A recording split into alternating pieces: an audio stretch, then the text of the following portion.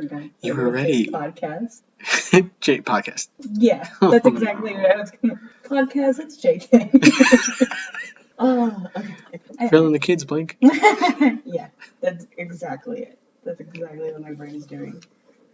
Okay. I'm gonna. 1, 2, 3. JK, it's a podcast with Jackie and Kevin. And today we are going to elaborate on last week's episode and talk about hobbies. Not Hobby Lobby. Not Hobby Lobby. Next time. I mean, maybe. I really want to go to Hobby Lobby. On Sunday? I hate you. And we can get Chick-fil-A afterwards. No! No! So, Sorry. my main hobby is drawing. Yes. I've been drawing all my life for as far back as I can remember. I was probably 3 or 4 years old. Right. The first time I probably put pencil to paper and I would trace my little action figures, my little like Power Ranger figures. And that's something that I've never heard you say before. I know for sure.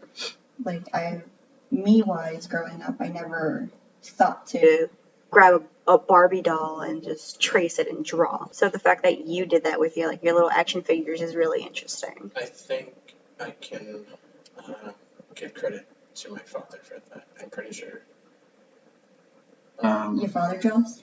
He wanted to be an architect, if I'm quoting him correctly, Okay. if that's what he told me. If he didn't do that, if he didn't take my action figure and like show me how to do it himself, I probably would have just scribbles until school. So like basic kid drawings. Basically. Right. He kind of gave me, I want to say, like a little head start. Yeah, I think so. I definitely think so. Because I've never heard a parent be like, here, just trace your action figures, and then there you go. Like, I've honestly never heard that. It's a little unorthodox. It is. It's really interesting, though. And that's actually, like, really cool. That's something I've never heard before. I think I pretty much did that until I learned, like, squares and circles and triangles in school. Right.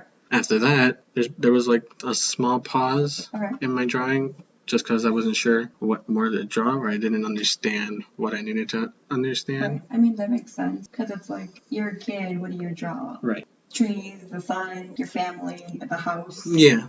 You know, your action figures. Right. It's like, you've already done all that. What's more there to do as a little kid? Yes.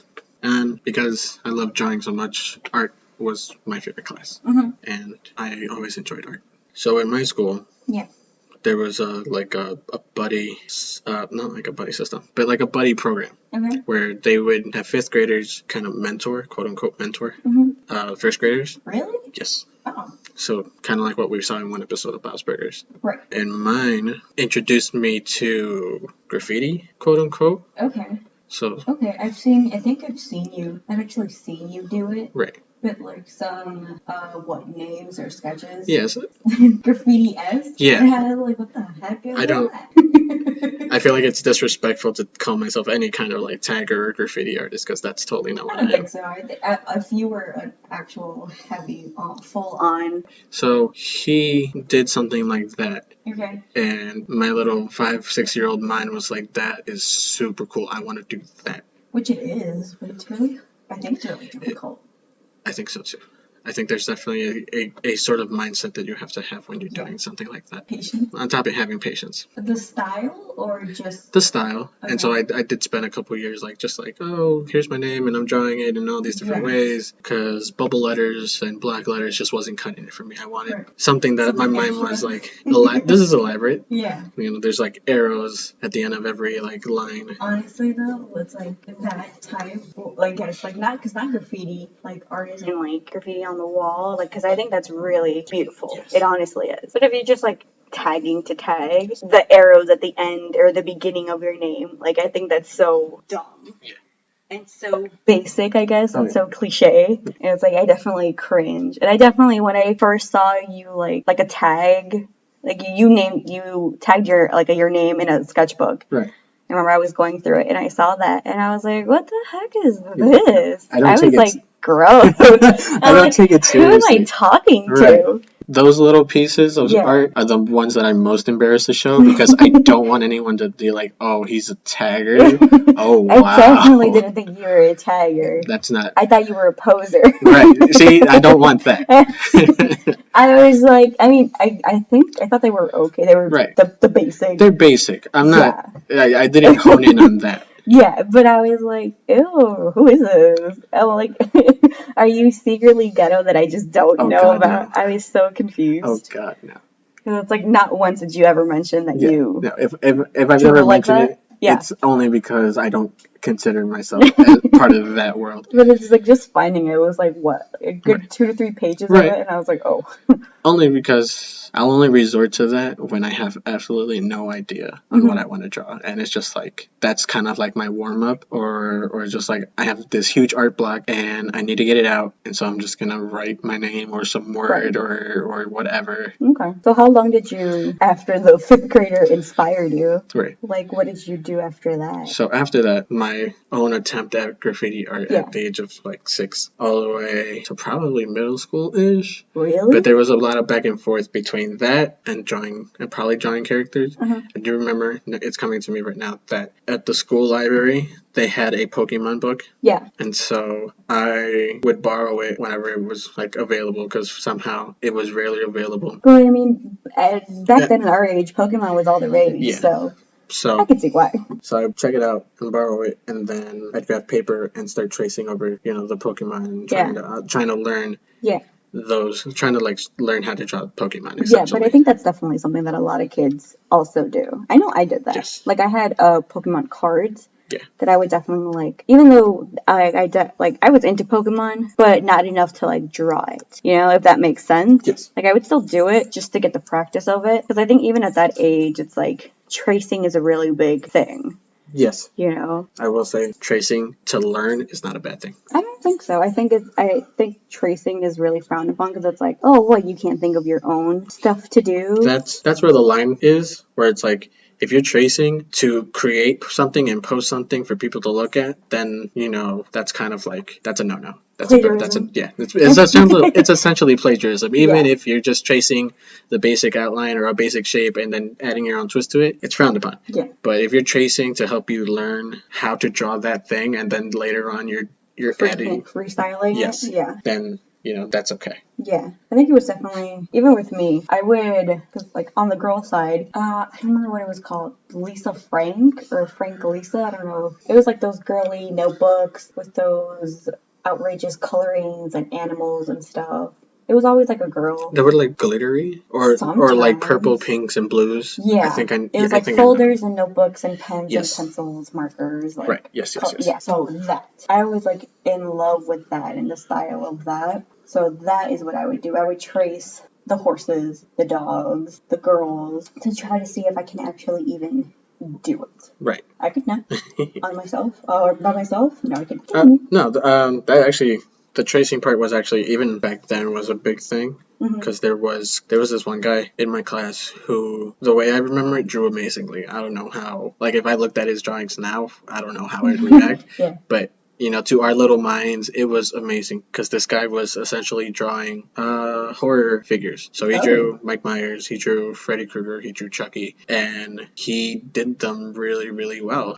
This is like a 10-year-old, this isn't an 8-year-old child doing that. And so back then, to me, I was like, I am so jealous. I can't do that. I have no idea how you're doing this, but you're doing this, and it looks amazing. One thing, I don't think there was anybody really artistic around me growing up. I think besides my dad, if anything, if I had any artistic ideas, my dad would definitely encourage it. What did he do? He wouldn't do it. He would teach me, like, the one only origami thing I can do is a frog. Right.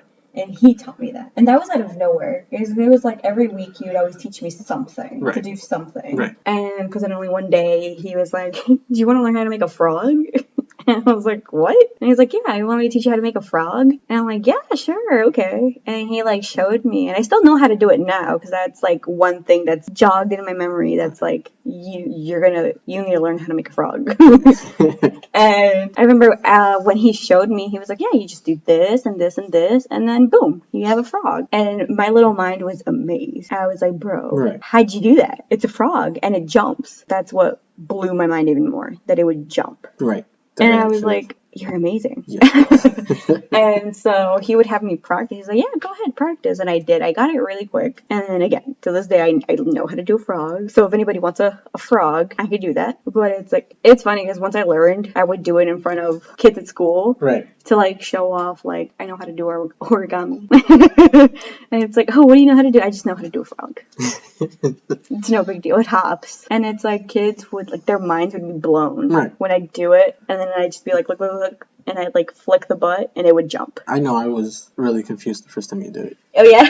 Why? Because you were doing it, and I didn't see you do it, and then I just see this paper frog jumping really across the table. I don't remember where the first time was, but I remember seeing it happen, and I was like, who made this? I also do it on board. If there's like random paper laying around on a board, that's true. That will most likely be my go-to for that little piece of paper. A mom frog and like probably 2 to 3 babies. Other than that, it's like my dad would randomly sketch animals, and the one thing that I always wanted to learn how to draw was a horse. Horses are hard. Horses are really hard. And I remember I was like so troubled I couldn't do it. And I was like, Dad, do you know how to draw a horse? And he's like, no, I don't. And I was like, oh, okay. He was like, I could try though. And I'm like, yes, please. He was like, my dad was definitely somebody that's like, I don't know how to do it, but I can try. Right. And he was always good at it. It was so annoying.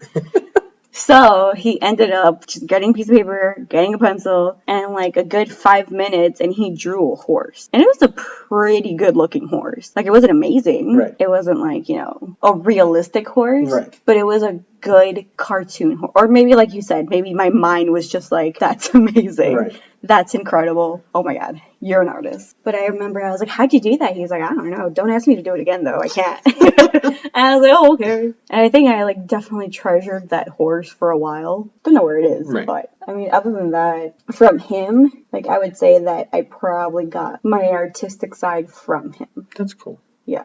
Like imaginative, innovative from my mom, but artistically wise from my dad, for sure. But I'm sorry to cut you off again. No, it's fine. So then from my elementary school, I went and got into middle school, and around that time is when I started to really soak up anime. So every Saturday morning, it was Yu-Gi-Oh! It was Dragon Ball Z, kind of. I think so. In the years prior, it was Naruto. Yeah. And One Piece, not Bleach. See, I don't know. I know you don't. That's where you lose me. I didn't have cable, so I don't know.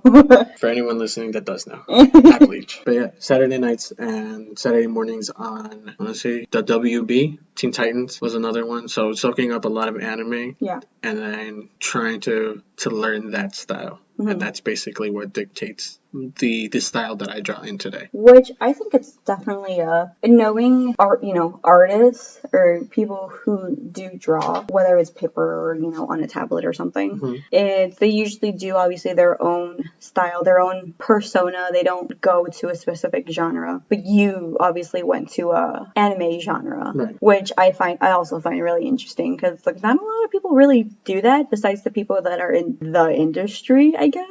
If that makes sense. Because it's like, again, going to school in high school, like there was okay, it's okay. You okay? You okay?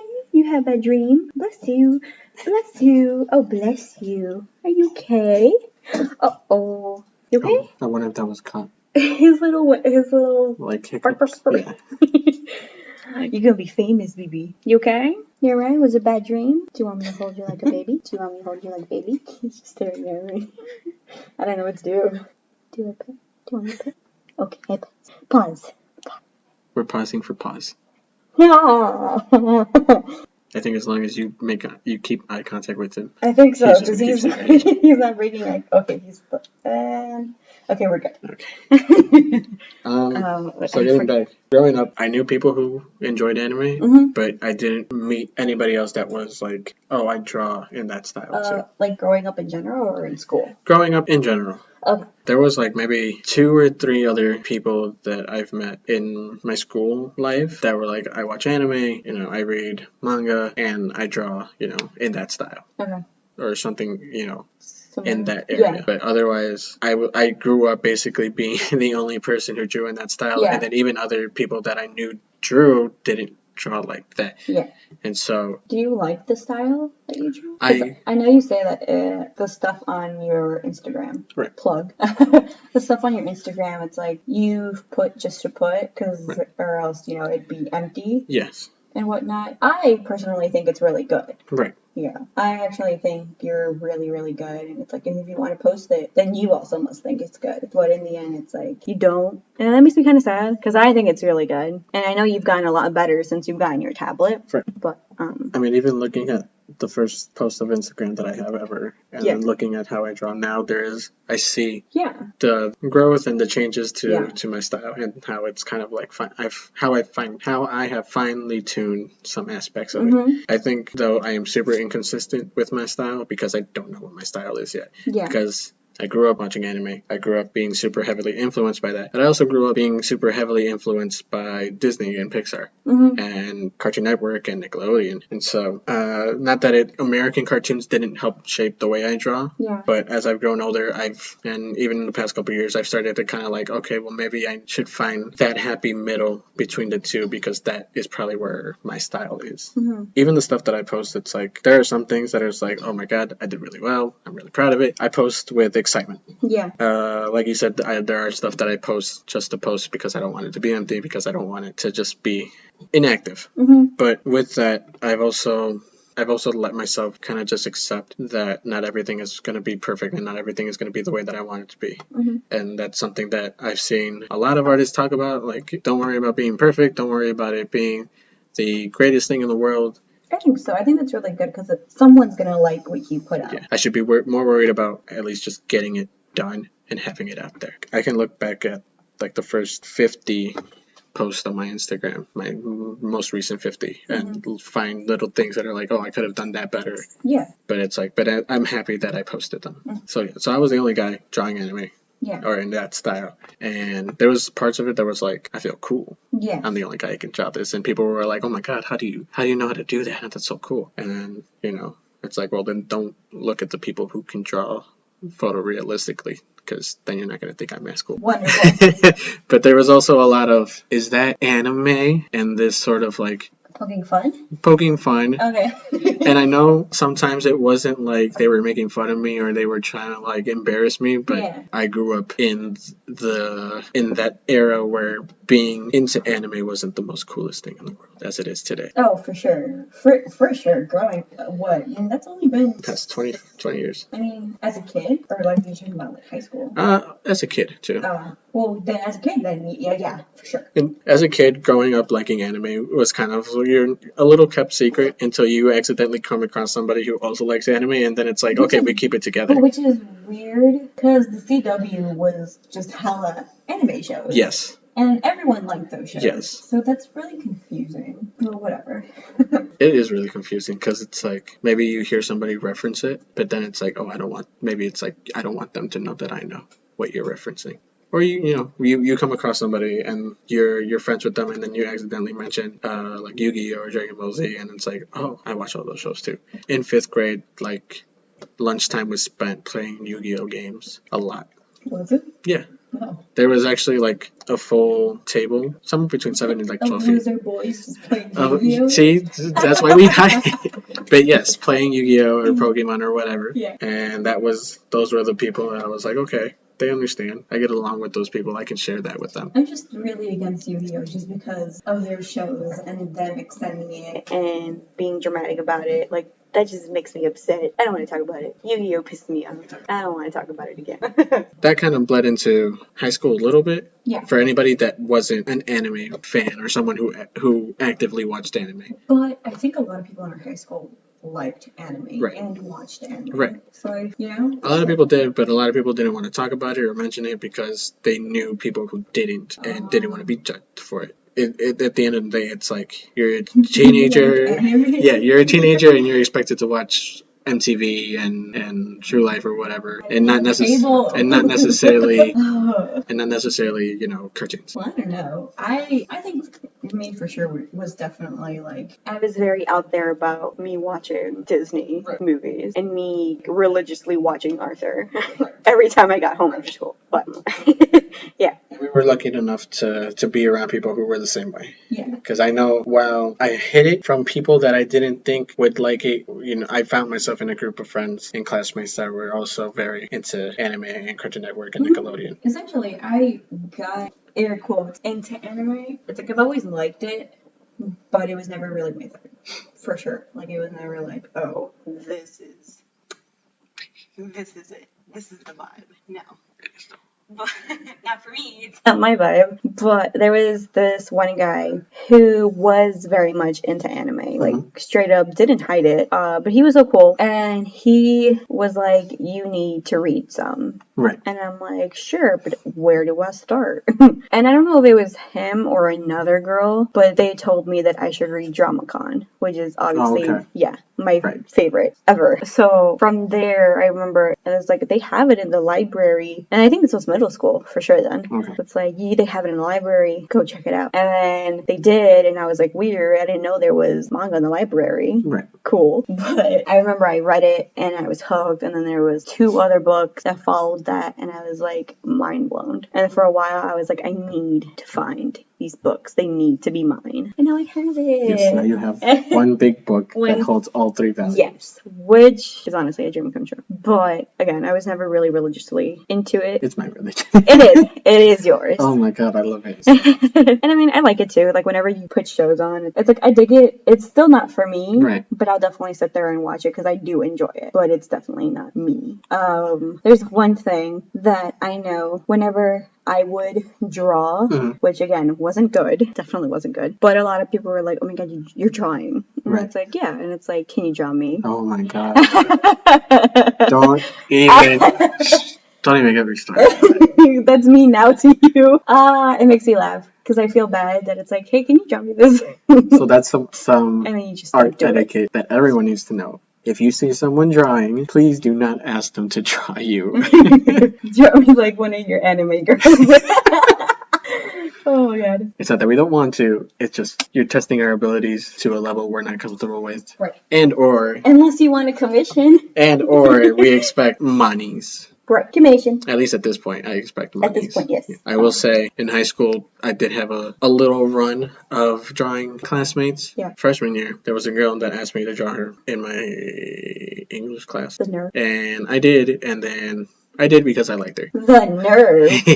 Okay. Yeah, so I was like, yeah, I mean, I like you, I'll do it. I'll happily do it. Boop, boop, boop. And I know I have drawn people to help because I also did this for a friend who was into this girl, and he was like, hey, I promised her that I would draw her. Can you draw her for me?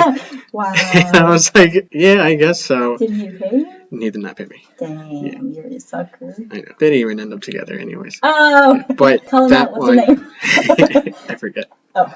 He ended up giving me a picture of her. The nerve. And this was the first time I ever tried photorealism, or I guess, drawing from the photo. I took her from the photo, and like I made basic shapes of her face. Was it good? It was decent. Okay. When I finished, I was like, "This is pretty good for one of my rare tries at this." Style, but it was decent overall. And I remember giving it to him, and then he gave it to her, and then he came to me like at a different point in that day, and he was like, "She loved it." Oh, I was gonna ask. I was like, did she receive it? Was she offended? He was like, "Can you do another one?" And I was like, "No." God, no. Oh, yeah. She's gonna know that I can't. That's why they didn't end up together. She found out it wasn't his. She probably did. That's funny. I think from there, I stopped drawing people.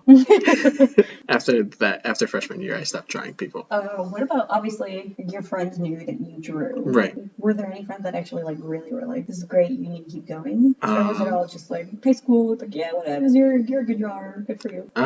Majority, the latter. I know there were some friends that were like, even if they didn't say it out loud, I knew that they had some support for me. And that they were like, you do this really well, you better not stop. And your family? Oh, no.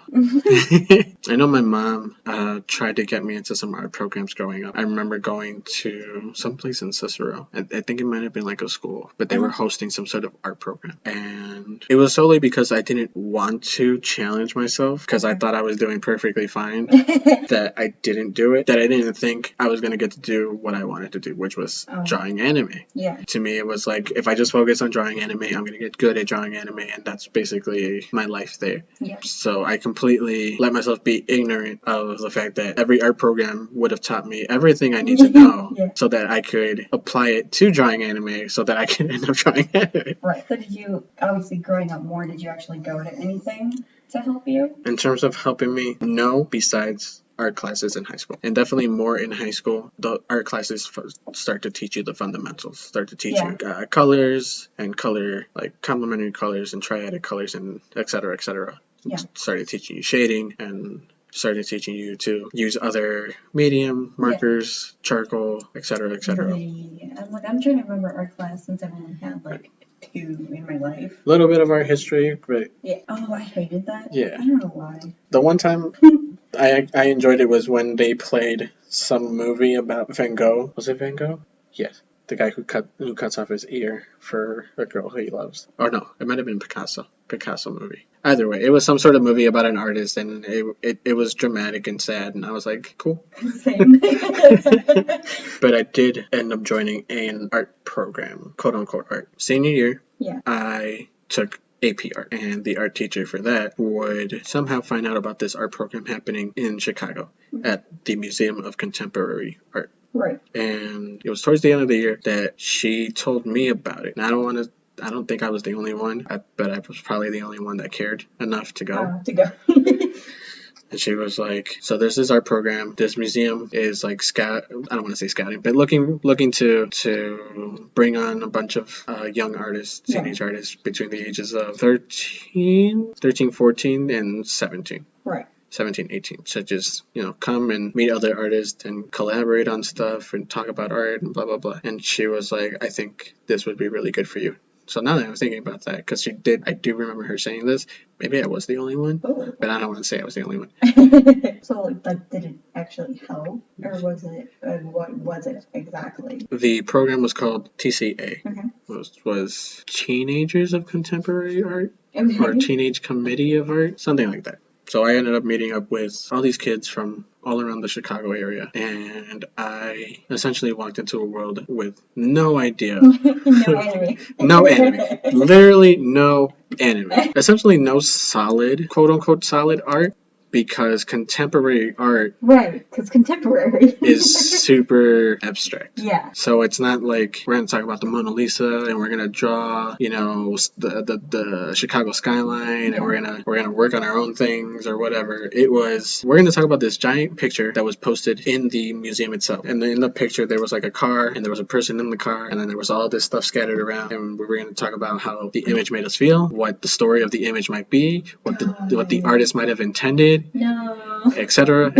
And I'm over here like, I just wanted to make anime. Right. I just wanted to learn some basics. I would have been so mad because you're making me do homework, and that is not what I'm here for. I was essentially going to do homework-based thinking. Right. But I went every Saturday at 10 in the morning, and I loved it because it gave me an excuse to go to Chicago, to go downtown. Right. Up until the program, I had never been in the city. I've never been to Navy Pier.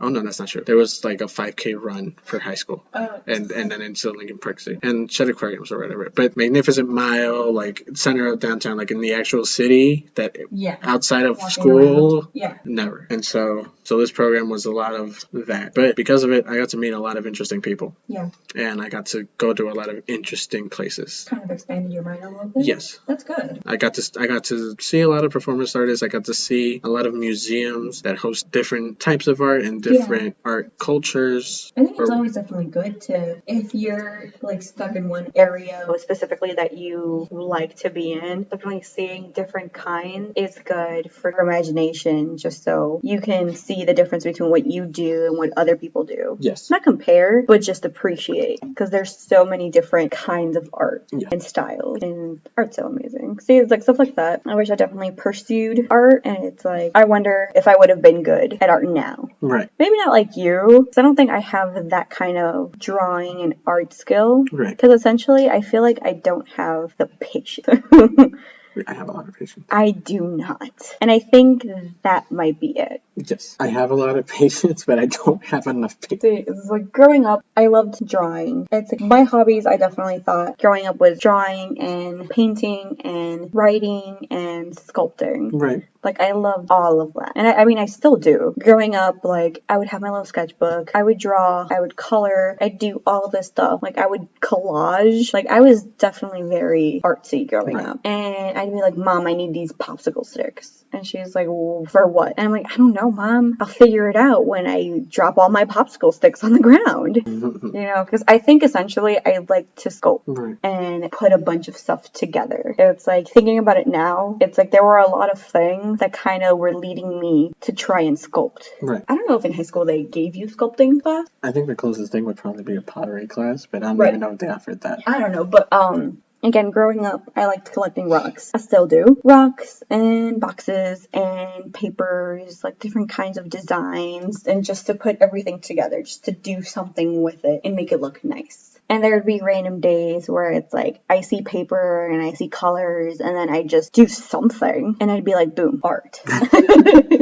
Like, I remember I don't know what I did, but I was folding paper and like I made squares somehow and like triangles, like those little football triangle things, but it wasn't exactly that because I still don't know how to do that. And again, I don't know what I did, but somehow I mended it all together and I made like one long design of shapes and colors and stuff, and I was like, I did it again. Oh my god. And I remember I was like, Mom, there you go. She's like, what is it? I don't know, but it's yours. And same thing to my dad. And he was, Dad, here you go. I made this. And my dad, being like my number one supporter, he was like, oh my god, you did this? And I'm like, yes, Dad, your daughter did that. And he'd be like, wow, that's so good. And I'm like, I know it is. Thank you. And he'd be like, I'm going to keep it. And I'm like, yeah, you should. But other than that, I really wanted to pursue art, and I think in the end, because my mom would always ask us what we wanted to do in the future, and essentially she wanted us to be a doctor, a nurse, a teacher, a police officer, a firefighter, more so. And I was like, I don't want to do any of that. I really don't want to do any of that. And she would ask me, what do you want to do? What do you want to be? I'm like, I want to be an artist. The disappointment in her face. Like, her face was just like, and I'm like, why? What is it? Because essentially, I think I wanted to design, not like billboards, but like maybe like advertisements. Okay. That's what I wanted to do. Marketing. Yeah. And I don't know why, but that's something that also like kind of, I just want to design images and advertisements for people for whatever. Right. Because I'm definitely very detail oriented. And if you ask me, oh, I want all of this. On this, I'll definitely give you something in whatever aspect you want. So I was like, you know what? I think I want to do that. I want to design. I want to help people bring their vision. Yeah, like that. Like I want to help people design stuff. And I remember I told her that and she was like, "Oh, you know there's no money in art." I was like, what do you mean? Super false stuff. Yeah, and it's like, there's like no money. You're not going to get anywhere. You're not going to get a job. Like, you're going to end up homeless without a job, without a house, if you choose that path. And that definitely essentially like burned a little hole in my heart that I was like, oh, for real? And she was like, yeah, don't do it. Don't waste your time. It's not worth it. I think that when parents try to divert you from doing arts, is because they, at least in your mom's situation, like she probably expects that you're just gonna like buy canvases and buy all this paint and just paint pictures or do like sculptures, right? I do. And to her, that's like a lot of people do that. A lot of people do more than that. I don't think so. I think my mom just didn't understand how many opportunities there are in the art. How many things need artists in all aspects of the world. You know, someone designs the phone, someone designs the laptop, someone designs clothes and shoes, and that's all art. We literally, every day we live in art. Someone had to design everything we use. Yeah. And that's essentially, that's the way that I thought of it. Right. But she didn't, yeah. So then it was like, okay, I'm not even really that good, so I probably, because like, essentially she was like, you either have to be really good or you're not going to make it. Right. And she's like, so you need to be really good. So essentially I was like, so I'm not good. And it just got really sad. Don't get sad. But like that definitely like kind of nipped it in the butt for me to stop art for me in general. I think you would have been uplifted and empowered if you had gone to the program with me. Oh, I doubt it. I think so, because I doubt it. Because a lot of the art that I saw was a lot of, sculptures and... You know what would have helped? If I actually got art classes in school. That too. But we won't get into that. Hard times. But aside from that, I guess, like, even now it's like I have canvases, but I'm so afraid to paint. Which you shouldn't to be. Draw. Because I am. This is your home and you can do whatever you want. And that's true. Just don't make a mess. But I do what I want. But I still, like, I don't know. Right. And when I start, it's like, what am I doing? You know? Right. Which is why you should take the advice that I'm taking and just do it. Just create something. Mm-hmm. And you, just like I have to, we have to learn to stop being perfectionists. We have to learn to stop trying to make things a certain way that we want them to be and just let it be. Because that's literally... So that's also, art. I feel like, because I stopped, I have to start all the way from the beginning. Which is fine. Which is fine, but I feel like I have to start tracing again. Maybe. You know? And I have to start from there and see what I want to essentially draw. Right. Because, like, my mind, when I look at a blank canvas, it's like, I don't know what to draw. I don't know what to paint. Well, you can be a contemporary artist and just throw paint and just make abstract shapes and whatnot. I don't like that. That makes me mad. That's not for me. That's definitely not for me. I need to have a purpose. I need to have a plan, and then it needs to be there. I mean... And I know, obviously, that's not art. I get it. But for me, that's what it is. That's what I have to do. Essentially, there's that. A little side story of Jackie and her career. Aside from that, and I like writing. I really like to write. I don't write a lot anymore either, which sucks. I have so many journals. So many empty journals. When you write, do you write biographically, or do you have a story in your head that you want to get out? I do both. Both. I have different journals for that. Right. I have specific journals that I'm attached to, and I write about me, about my life, biographically. Is that a word? Biographically, yeah. Okay. I think so. It's a word now. And then there are other journals that I have where it's like, okay, this is the journal that's going to be for this, specifically for this. So I definitely do have that. But I also am very intimidated in myself to actually write it out. Because it's like, once you write it down, it's real. Right. You know? And that makes it really hard for me. And it's like, there are times where it's like, I just need to write it out. And then I get there and I really want to do it. And then I just stop myself. Because then it's like, okay, if I write it, then it's really real. Right. And then I don't know how I'll feel after that. Yeah, I'm sure I'll feel better, but it's just like, I don't know. I don't really know how to describe it. I think I just have a block and everything. And then just do graffiti art. God, no. Never. Just do it like me. Do graffiti art on a piece of paper. Don't show it to nobody. I would never. I think that would make me mad at myself even more.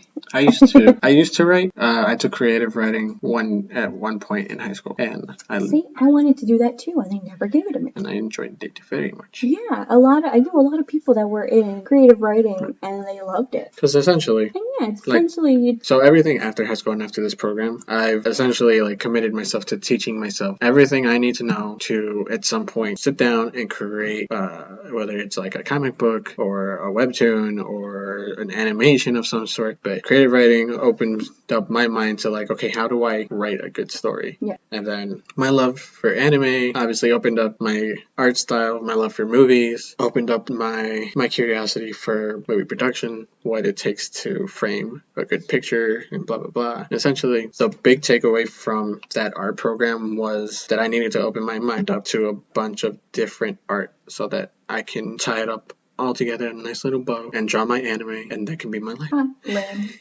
But essentially, I think that's a good way to look at it and see it and actually do it. Because, sometimes we watch movies or whatever, and I'll stop a movie then in its tracks, and I'll be like, I wonder how they did that stunt. I wonder what it took to create this tone and these effects. Or at least if I don't say it, I'm always thinking it. I'm always trying to break these movies down. Yeah, I was about to say, when do you do that? I do it every now and then. Do you? I do. Oh. You just don't listen. Apparently. Wow. Like, I vividly look up writers, people in the industry of like comic book artists and movie directors and writers and blah, blah, blah, and trying to figure out like what it takes to make a good story. Right. A good visual story so that I can make one myself one day and everyone can be like, that was decent. Right. Wonderful. I think that's essentially what I've always wanted to do. Essentially write, not an autobiography, right, but definitely a book about my life from beginning to current events. Right. You know, and that's always essentially something that I've always wanted to do. That's something that I feel like I still want to do. Something that's in me that I feel like I have to do and put out there and maybe hopefully help somebody too. Right. You know? So I think then we should definitely buy a copy of Jim Carrey's Memoirs and Misinformation. Why? Because the book is basically a biography. Right. But it's also a fictional story mixed in. So it's basically like, here's a story of Jim Carrey, but in an adventure that didn't actually happen in his life. Okay. And so there's kind of this like, I'm hoping there's like this beautiful dance of like, here's the fiction, but here's like the stuff that actually happened or things that were actually said. Because Jim Carrey is such a character. I really want this book. I don't even know. Like, I think I do too, because that's interesting. I never would have thought that he would have written a book. Jim Carrey is a contemporary artist. Yeah. So it's like a contemporary artist is basically like letting your mind just throw up. Art has been one of my defining traits. And for as long as I'm alive, it'll always be something that I'll be able to go back to and something that I'll always do. Yeah. Happily. Yeah. Even when I get my art block and it gets me super frustrated, I love it. Yeah. I'll never not love it. I hope not, because I think you're really good. There have been gaps throughout my life that I've been like, I hate it. I don't want to do this anymore. I can't believe I've wasted so many years on it. I feel like you felt like that just because you were doing it, not because you were doing it on paper, but I think drawing on paper frustrates you a lot more. I think so. Because you can't get the detail that you want to get in there. I still can't. You know, I feel like you're doing it a lot more easier on your tablet, iPad. Yes. And that's essentially, it's like, obviously, an iPad is a great investment for you, and I'm glad that we did it, because you don't put it down. So you obviously... I love it. Exactly. But, damn it, I keep losing my train of thought. What we should take from this conversation is that you need to make more art. That you should stop being afraid and just do it. Don't yell at me. Just do it. Shia LaBeouf, insert here. Ew. No. And that's good. And I don't know what I take away. I think what the audience takes away is that I love art. You're the art guy. I'm the art guy. Commissions are open. Commissions are open. Follow my Instagram. What's funny is that I didn't meet you as the art guy. That is true. Yes. I met you through dance. We spent an entire hour just talking about my hobby of drawing and interlooping your hobby of sculpting and crafts that I think we have to come back to dancing in a different episode. Hey everyone! Thanks for listening to episode 2 of our podcast. We had to break this conversation into 2 parts. So part 2 will be up next Sunday in our 3rd episode. We hope you'll come back, like and subscribe, follow us on Facebook and Instagram at JK It's a Podcast. If you want to. Links will be in the description below. Okay. Bye. Okay, bye. Bye. Bye. Okay, bye. Okay, bye.